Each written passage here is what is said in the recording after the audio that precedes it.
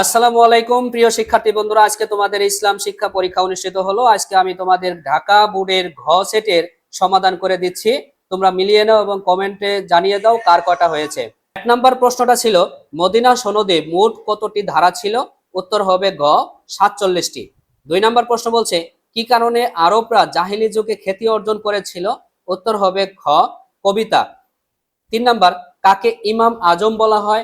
উত্তর হবে ঘ ইমাম আবু হানিফা রহমতুল্লাহ আলাইকে। 4 নম্বর, মহানবী সাল্লাল্লাহু সাল্লামকে কেন খাতামুন নাবিয়িন বলা হয়?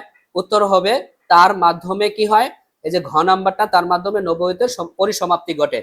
5 নম্বর, আমরা ছোট জিহাদ থেকে বড় জিহাদের দিকে ফিরে এসেছি, হাদিসটিতে ইঙ্গিত করেছে কি? নফসের বিরুদ্ধে জিহাদ। 6 নম্বর প্রশ্ন বলছে, আরাফা ফজরের সুন্নতের প্রতি যেমন যত্নবান তেমনি আসরের সুন্নতের প্রতি যত্নবান। আরাফা পালন করেছে কিসে? উত্তর হবে এখানে 1 এবং 2। 7 নম্বর, দেশপ্রেমের সর্বোৎকৃষ্ট দৃষ্টান্ত হলো কি? দেশের জন্য জীবন দেওয়া। খ নাম্বারটা উত্তর হবে। 8 নম্বর প্রশ্ন হচ্ছে বলছে দেখো, মুসলমানরা যা ভালো মনে করে তা আল্লাহর নিকটও ভালো। এখানে শরীয়তের কোন উৎসের ইঙ্গিত রয়েছে? উত্তর হবে ঘ ইজমা। 9 নম্বর, রাহাত আল্লাহর কাছে জবাবদিহির বয়ে সৎভাবে চলার চেষ্টা করে। রাহাতের আচরণে কোন বিষয়ের প্রতি বিশ্বাস প্রকাশ পেয়েছে? উত্তর হবে ঘ আখিরাত। 10 নম্বর প্রশ্ন বলছে, কোরআনকে ভাষাবিদের জন্য কি হিসেবে উল্লেখ করা হয়েছে? উত্তর হবে বিশ্বকোষ, সর্বজনীন গ্রন্থ যেটা। 11 নম্বর প্রশ্ন বলছে দেখো, সূরা আত-তিনে কয়টি ফলের নাম উল্লেখ করা হয়েছে? উত্তর হবে ক নাম্বার 2টি। 12 নম্বর, কোনটি ইমাম ও কুফরের মধ্যে পার্থক্যকারী? উত্তর হবে গ সালাত। 13 নম্বর, নির্বাচনের সময় ক সবার খোঁজ খবর নেওয়ার প্রতিশ্রুতি দিলেও নির্বাচনে জয় লাভের পর বিপরীত অবস্থা দেখা যায়, এখানে ক এর মধ্যে কার স্বভাব রয়েছে? উত্তর হবে খ নাম্বার মুনাফিকের। 14 নম্বর প্রশ্ন বলছে, সাদিকা পরম মমতায় শিক্ষার্থীদের পাঠদান করান, শিক্ষার্থীরাও তার পাঠদানে খুশি। সাদিকার এমন মনোভাব কি? উত্তর হবে পিতা পুত্র সম্পর্কের মতো, প্রতিবেশী সম্পর্কের মতো, উত্তরাধিকার সম্পর্কের মতো। উত্তর হবে 1 এবং 2 ক। 15 নম্বর প্রশ্ন বলছে দেখো, লা ইলাহা ইল্লাল্লাহু দ্বারা কিসের ঘোষণা দেওয়া হয়েছে? উত্তর হবে তাওহীদের ঘোষণা দেওয়া হয়েছে। কিসের? তাওহীদের।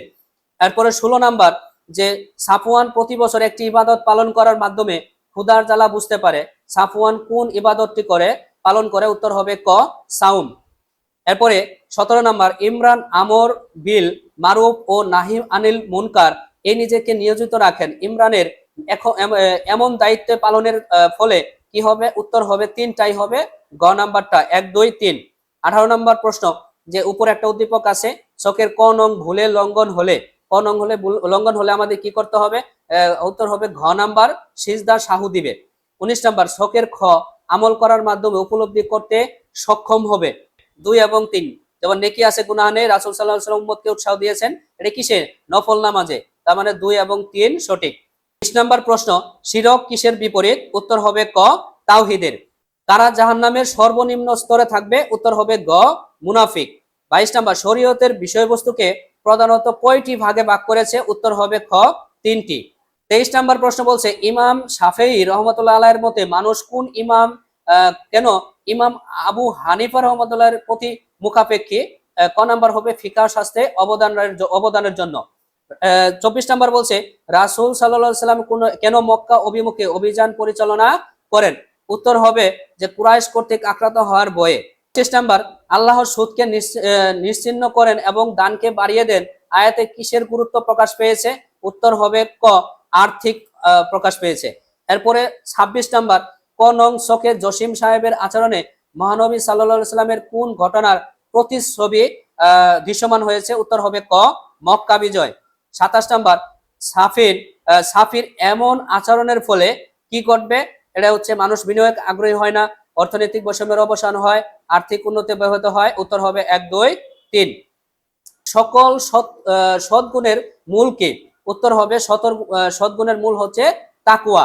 উত্তর হবে ক তাকওয়া। 30 নম্বর, আজান দেওয়া শরীয়তের কোন আহকামের অন্তর্ভুক্ত? উত্তর হবে খ ফরজে কিফায়া। 30 নম্বর, আল্লামা ওয়াকি রহমতুল্লাহ আলাইহির মতে ছাত্রের একমাত্র বৈশিষ্ট্য কোনটি?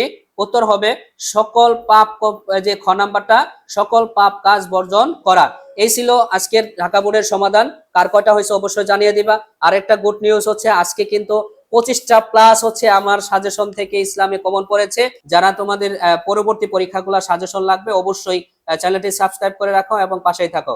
দেখা হবে পরবর্তী ক্লাসে। আল্লাহ হাফেজ।